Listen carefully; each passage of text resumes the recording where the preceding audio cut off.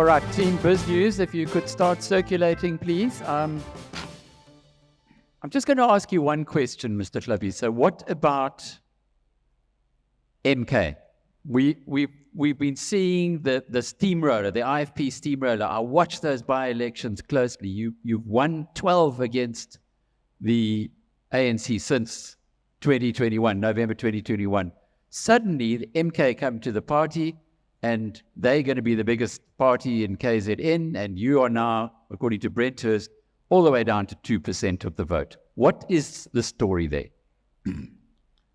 Let me firstly say, in KwaZulu-Natal, we know Mr. Jacob Zuma very well. Nobody can tell us who he is. The majority of the people of KwaZulu-Natal will not fall into the trap of the MK. What the MK is doing is eating from the ANC, which is a blessing in disguise to the IFP. We have seen 2 by-elections where MK has contested. The IFP won those by-elections. The ANC was forced to go down further compared to their previous performance in 2021. Indeed, the MK is going to be a factor, but it is eating from the ANC. All we need to do in the remaining days to 29 May is to activate every South African of the goodwill that let us not allow the MK, because MK is ANC. Zuma clearly spelled it out that he remains an ANC member. He wants to assist the ANC through MK. Any vote for MK is a vote for the ANC. That is the message you must send across, that if you want to see a change, go for the IFP or any party that is party of the Multiparty Charter, because those are the only political parties that will save South Africa and have a good interest to make our country better than what it is. Why is it that the IFP gets such a bad press? Now, I say this because you've given us a really good story today. I remember there was, when Zuma was President Zuma, he said, we have a good story to tell, but we had no story to tell. Yeah. But you've got a good story to tell. Rational minds will say, everything that you explained to us today shows that you really have been a force for good. But why is it that the media in South Africa gives you such a bad rap? You see, the media has been in the hands of the government, and they have used every kind of propaganda against the IFP, against the late leader of the IFP. But the IFP has survived, because if you look across, the IFP is the only remaining political party other than the ANC that was there in 1994, because if you look at other political parties, the DA, of course, the official opposition, it was not there in 1994. The EFF, the third political party, was not there in 1994. So now the IFP has survived every kind of media criticism and negative approach. Look at the launch we had over the weekend. People said, you are daydreaming. You will be ashamed in that stadium. We filled it beyond its capacity, and even thousands of people were outside the sports field. If you look at our record in 2021, we won the majority of municipalities in KwaZulu-Natal. We governed the majority of municipalities through a coalition, some of them with the DA, Freedom Front Plus, Action, ACDP, and from 2021 to date, we have taken 12 wards from ANC. The media is not talking about that, but what we are doing, we are on the ground talking to people, and people will demonstrate it on the 29th of May because this is a year of change. We will be communicating our message loudly and clear. No matter what the media says, we know what the people of South Africa want. I said only one question, and I did two. So, right, over to the floor. Mr. Hlabisa, you made cursory mention, but you spoke in favor of the Ingonyama Trust, which obviously administers the Zulu tribal lands at the behest of the Zulu king. And there's a large argument to be made that the Ingonyama Trust, in addition to being a vestige of tribalism and not really being relevant to the modern age, is economically disenfranchising the people who live there and have lived there for generations. Firstly, is that not the problem for the IFP from an electoral point of view? And secondly, what do you say to those critics who make that argument about the Ingonyama Trust? The criticism against Ingonyama Trust is the same criticism that is being labeled by the media to the IFP. I live in the area under Ingonyama Trust. I know the benefits of Ingonyama Trust. And I know even other leaders, the traditional leaders throughout South Africa, wish they had an opportunity to have a similar law that allowed certain pieces of land to be under their control, which is not the case. We will champion the advantages of Ingonyama Trust and model it throughout South Africa in the areas under traditional institution to ensure that people have a free access to land, which is not the case in other provinces, except in areas in KwaZulu-Natal. It's a matter that we are working on. It is one of the priorities in our manifesto that we will champion this principle as a model to be adopted throughout South Africa, because in the areas under Ingonyama Trust, that is where you have land, where you can build whatever level of a house, you can conduct farming, you can conduct grazing without paying a single cent, which is not common in any other parts of other provinces, except in the areas under Ingonyama Trust. What do you say to the critics? Well, the criticism is accepted as a way of life, because whenever you do something that is progressive, there will always be a criticism against it. So we accept it in that spirit. But to take it further is to further explore the best use of the land administered under Ingonyama Trust and champion it to be a model throughout South Africa, adjust accordingly when need be. But as I'm sharing with you, if you talk to traditional leaders in other provinces outside KwaZulu-Natal, they tell you, we wish we have a similar act that allows certain pieces of land to be under our control for a free use of the people under our administration as traditional institution.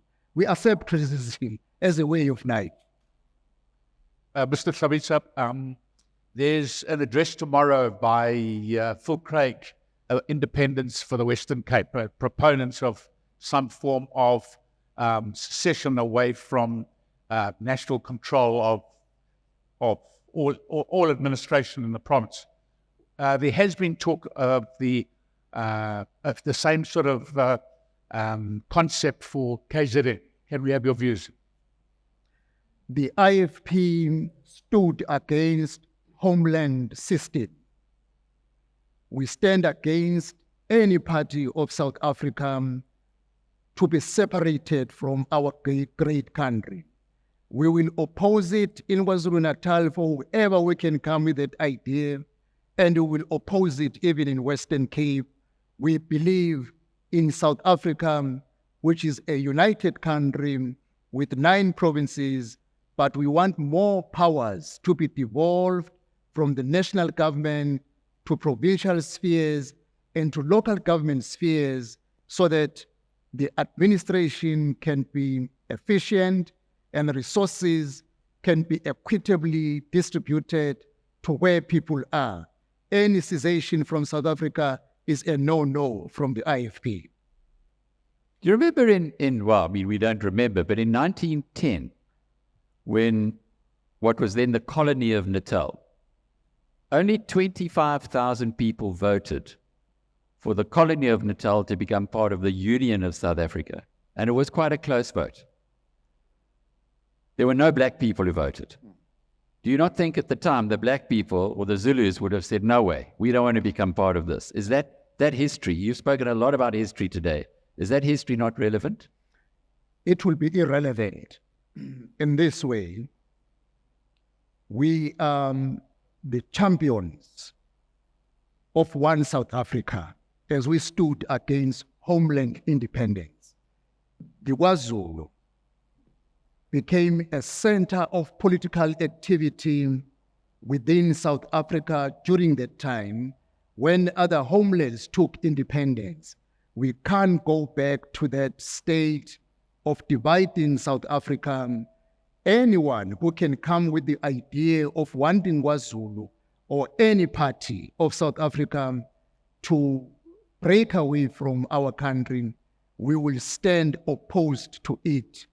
South Africa is a great country which all people of the 9 provinces must stand together, rebuild its economy to make South Africa a great country. Any breakaway will be irrelevant, even in the global politics. Thank you. Honorable Hlabisa, thank you for your talk.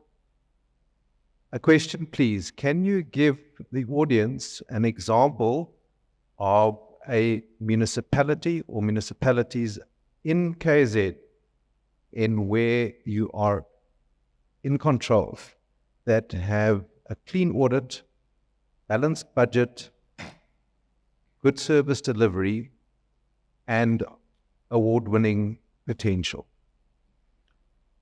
In the 2022-2023 audit outcome, the latest, the IFP-led local government spheres that got clean audit.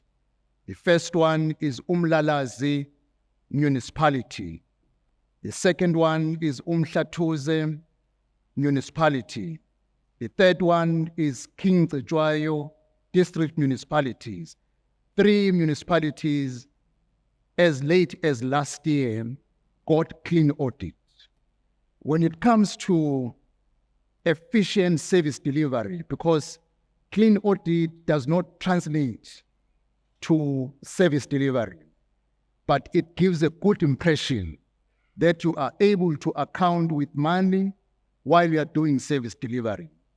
Top on our list, those 3 municipalities I indicated, they have turned things around. All the 3, we took them from ANC in 2021. They were a disaster in terms of service delivery, in terms of audit outcomes, but within 2 years, we have turned things around.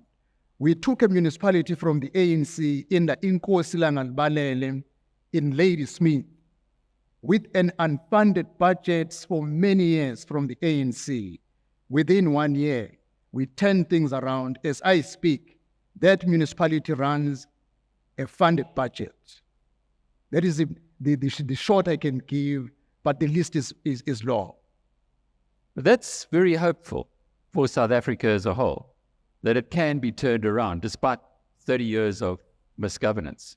All you need in South Africa is a decisive government, a government that is able to make hard decisions. And that is what we are lacking currently.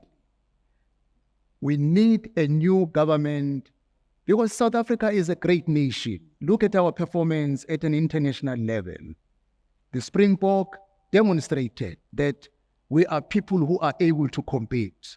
The Bafana of late this year demonstrated such.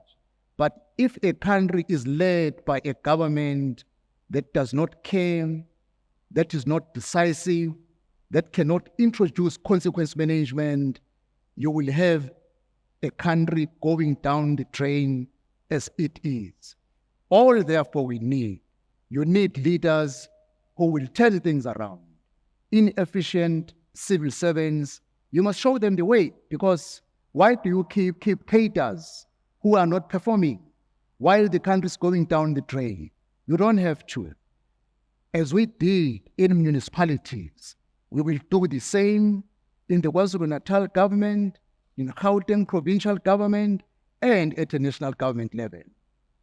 I want to just pick up from something that was said earlier to John Steenhuisen.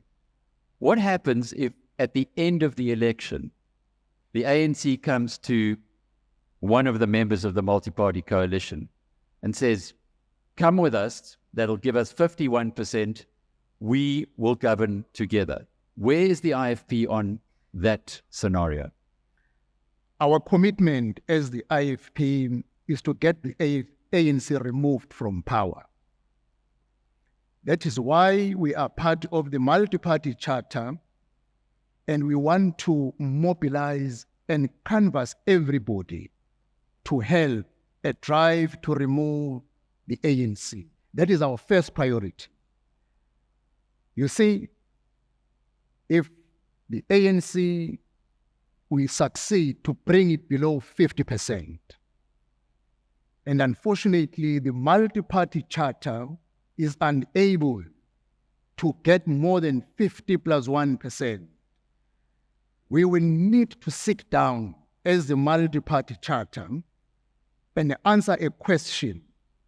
Do we want South Africa to remain under ANC and EFF? The answer will be no. Do we want South Africa to remain under the ANC and MK?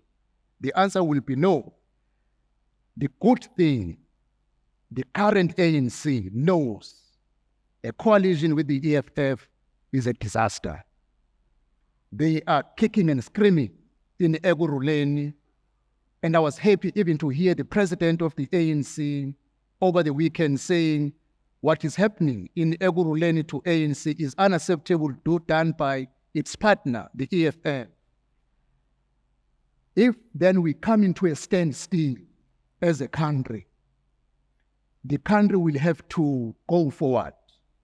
The Multi-Party Charter will have to take a conscious decision that do we want to see our country at a standstill, or we consider what happened in 1994, a broad, grand coalition.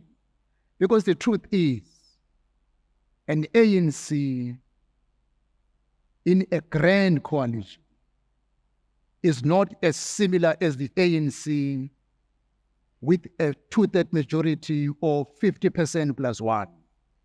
In a grand coalition, they cannot throw out a report as they did to the Phala-Phala. They cannot keep inefficient ministers in governance under a grand coalition. If you look at the 1994 to 2004 government of national unity, economy increased, grew in our country. There was stability, jobs were available, the country was stable. When the ANC took over alone from 2004 up to now, it's a disaster. So now, a precise answer. Our commitment is on the MPC that we must win. And we must get the assistance of every South African to achieve that goal, because it is possible. If you look at the stats, as I say, 2019 ANC got 10 million. 2021 they got 5 million. So clearly, things have gone from bad to worse from 2021 to now. The likelihood is for the ANC to go further down, but we should not bank on that. We must bank on the 14 million people who are dormant voters yet registered, that let us go and bring a change of government by putting in the coalition government. But when we get into a standstill, the country will have to go forward. The Multi-Party Charter will have to make a conscious decision as to how to influence a responsible government going forward. This is only the second time I've heard anyone talk about a return to a government of national unity. Is that what we're talking about? Is that what you say could happen post the election? Definitely. If we reach a standstill, we will need to consider the best option for the country. And the government of national unity demonstrated that if you have sufficient checks and balances in government, there will be no corruption, there will be no inefficiencies as we have. Practical example, if you look at 1994 to 2004, it speaks for itself. But do I then infer from that you would go in as a multi-party charter in discussions rather than IFP on your own? I.e., if you could go in with the ANC, IFP on your own, get over 51%, that's not the option that you express. Yeah, not at all. Our commitment is on the multi-party charter as a first priority. That is why the clarion call will be remove the government that has failed our country. But should we reach a deadlock, the multi-party charter will have to take a conscious decision in the interest of the country. You can't have a country at a deadlock. Millions of people are die-hard ANC supporters. We know from past experience that if they disagree with what the government's doing, they will not go to vote. So they will be abstaining. What plan of action have you got with the multi-party charter? Not only to get these people to come and vote at the election, but get them to vote for one of your parties. We must send a clear message to people of South Africa, a message of hope, that if you don't go to vote because you are dissatisfied, you have actually voted for the ANC because it will remain into power. That we have a responsibility to take an action. If you are not satisfied, go and protest with your vote in the ballot box. Vote any of the members of the multi-party charter, because together we will bring a credible government that has an ability to remove the failed government. And this responsibility should be carried by everyone sitting in this room. Whether you like ANC or you believed in it prior, it has proved a failure over 30 years. All we need to do now is to act in the interest of the country. No one should abstain. No one should be a spectator. Let us all be active participants through our vote, which is the power we have to remove the government that has failed. Mr. Hlabisa, thank you. Thank you very much.